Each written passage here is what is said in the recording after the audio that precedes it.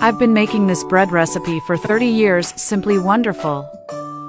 I'll start by putting 2 eggs, 2 tablespoons of sugar, and 12 grams of yeast in a container, and I will stir everything very well until all the ingredients are mixed well.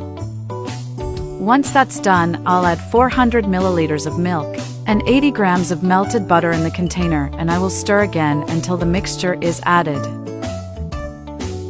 I will now put 850 grams of wheat flour in the mixture, but I will put gradually, so that it is easier to mix everything. So I'll put half, and after mixing well, I'll put the other half.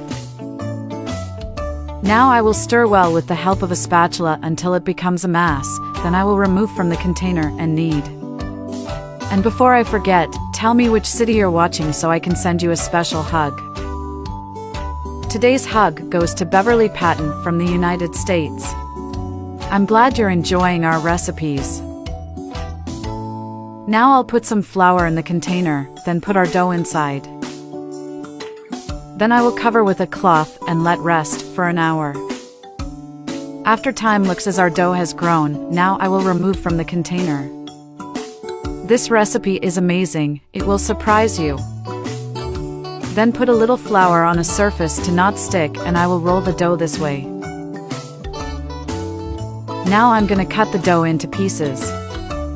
Tell me if you have any bread recipe, I'd love to know. Next, I will take each of the pieces, and I will knead a little. Then I will open with the help of a utensil, this way. Then I'll roll up the open dough with my hands. Has become one of my favorite recipes since I first tried it. Once this is done, I will transfer to a pan greased with butter and flour, placing one next to the other. You will see how amazing it will be. Now I will cover with a cloth again, and I will let rest for another 30 minutes. After a while, look how our mass has grown.